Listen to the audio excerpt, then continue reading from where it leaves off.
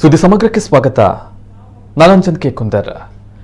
ಕೊಡಗಿನಲ್ಲಿ ಹಲವೆಡೆ ರಾತ್ರಿ ಇಡೀ ಧಾರಾಕಾರವಾಗಿ ಮಳೆ ಸುರಿದಿದೆ. ಸ್ವಲ್ಪವೂ ಬಿಡುವು ನೀಡದ ಮಳೆ ಜೋರು ಗಾಳಿಯೊಂದಿಗೆ ರಭಸದಿಂದ ಸುರಿದಿದ್ದು ಹಲವೆಡೆ ಮರಗಳು ಧರೆಗೆ ಉರುಳಿವೆ. ಜೊತೆಗೆ ಮಡಿಕೇರಿ ಮಂಗಳೂರು ರಸ್ತೆಯಲ್ಲಿ ಭೂಕುಸಿತ ಉಂಟಾಗಿತ್ತು. ಸಂಚಾರಕ್ಕೆ ತೊಂದರೆ ಉಂಟಾಗಿದ್ದು ಹೆದ್ದಾರಿಯಲ್ಲೇ ಮಳೆ ನೀರು ಹರಿತಾ ಇದೆ. ಗುಡ್ಡಗಳು ಕುಸಿತಾ ಇದ್ದು ಮಳೆಯ ಅಬ್ಬರದೊಂದಿಗೆ ರಸ್ತೆಯಲ್ಲಿ ದಟ್ಟ ಮಂಜು ಆವರಿಸಿದೆ. ಇನ್ನು ಕೊಡಗಿನ ಹಲವು ಭಾಗಗಳಲ್ಲಿ ಇಂದು ಮತ್ತೆ ಭಾರೀ ಶಬ್ದದೊಂದಿಗೆ ಭೂಕಂಪ ಸಂಭವಿಸಿದೆ. ದಕ್ಷಿಣ ಕನ್ನಡ ಜಿಲ್ಲೆ ಹಾಗೂ ಕೊಡಗು ಗಡಿ ಭಾಗದಲ್ಲಿ ಭೂಮಿ ಕಂಪಿಸಿದ ಅನುಭವ ಆಗಿದೆ. ಸಂಪಾಜೆ, ಗೂನಡ್ಕ, ತೋಡಿಕನ, ಕುಂಡಾಡು, ಪೆರಾಜೆ, ಪತ್ತುಕುಂಚ, ಚೆಂಬು ಮತ್ತಿತರ ಕಡೆಗಳಲ್ಲಿ ಇಂದು ಮಧ್ಯಾಹ್ನ 1:21 ಸಮಯದಲ್ಲಿ ಭಾರೀ ಶಬ್ದದೊಂದಿಗೆ ಭೂಮಿ ಕಂಪಿಸಿದೆ.